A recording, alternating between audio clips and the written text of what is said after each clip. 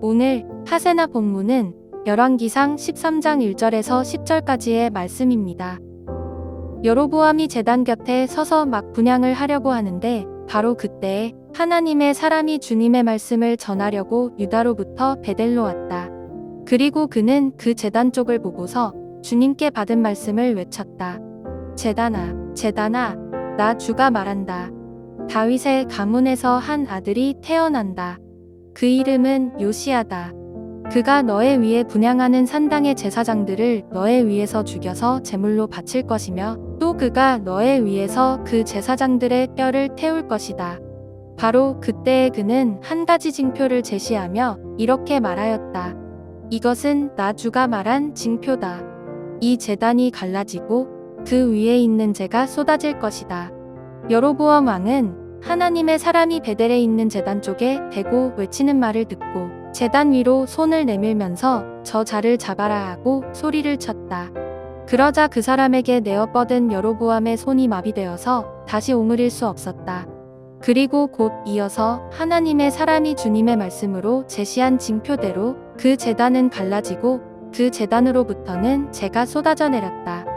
그러자 왕은 하나님의 사람에게 제발 그대의 주 하나님께 은총을 빌어서 내 손이 회복되도록 기도하여 주시오 하고 청하였다. 하나님의 사람이 주님께 은총을 비니 왕의 손이 회복되어서 예전과 같이 되었다. 이에 왕은 하나님의 사람에게 말하였다. 나와 함께 집으로 가서 피곤을 풀도록 합시다.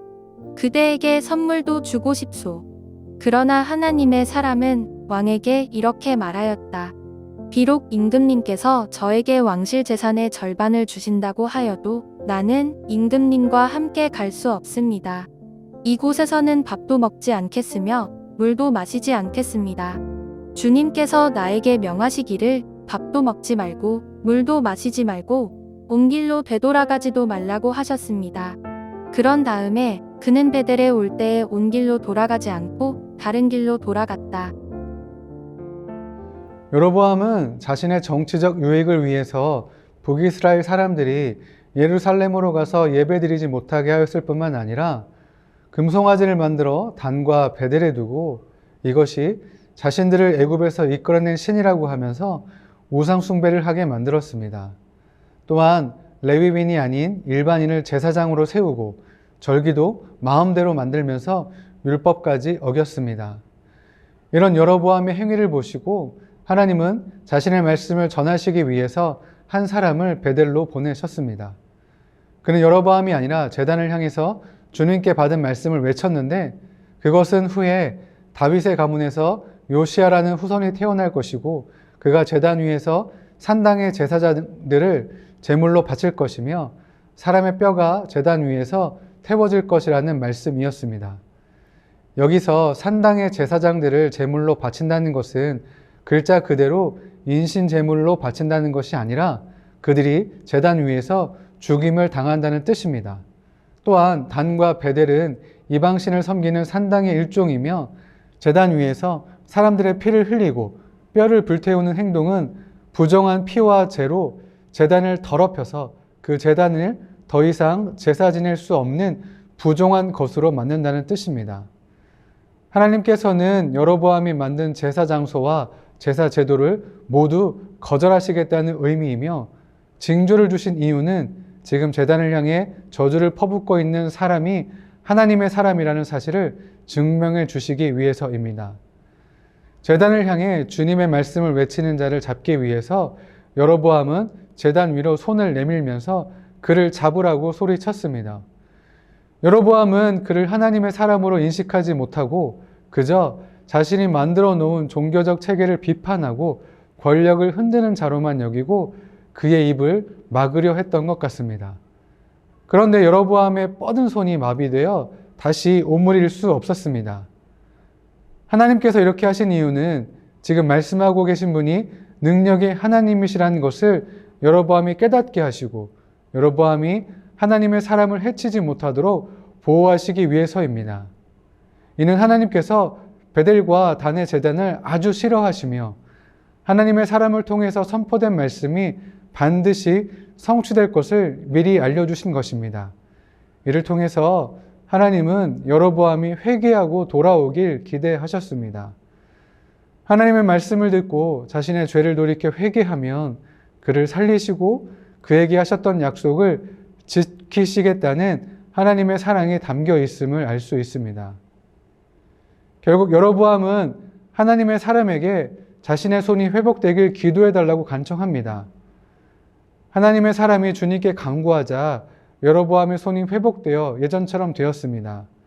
그러나 이 과정에서 여로보암은 나의 하나님이 아닌 그대의 주 하나님께 라고 말하면서 하나님과의 관계가 멀어져 있음을 보여줍니다. 또한 여로보암은 손이 회복된 후 하나님께 감사하거나 자신의 죄를 돌이키지도 않았습니다. 하나님의 놀라운 능력과 사랑을 경험했지만 그는 여전히 그것을 알지 못하고 단지 통로로 사용된 하나님의 사람에게만 호의를 베풀려 했습니다. 그러나 하나님의 사람은 여로보암의 호의를 거절합니다. 왜냐하면 하나님께서 여로보암의 어떤 호의도 받아들이지 말라는 그 말씀에 순종했기 때문입니다. 어쩌면 이 일로 하나님의 사람은 여로보암을 통해서 엄청난 편의뿐만 아니라 부와 명예를 얻고 단과 베델의 제사를 총괄하는 높은 위치에 올라설 수도 있었습니다. 그렇지만 하나님의 사람은 여로보암의 제사를 싫어하시고 부정하시는 하나님의 마음을 잘 알고 있었기에 하나님의 말씀에 순종하여 여로보암의 모든 호의를 거절하고 왔던 길이 아닌 다른 길로 돌아가면서 하나님의 말씀에 끝까지 순종하였습니다. 하나님은 진노 중에도 궁유를 잊지 않으시는 분이시며 끝까지 애타는 마음으로 죄에서 돌이켜 돌아오길 기다리시는 분이십니다. 또한 화려하지 않더라도 온전한 마음으로 드리는 예배를 받으시는 분이십니다. 그러나 세상은 여로보암과 같은 죄를 범하고 있습니다.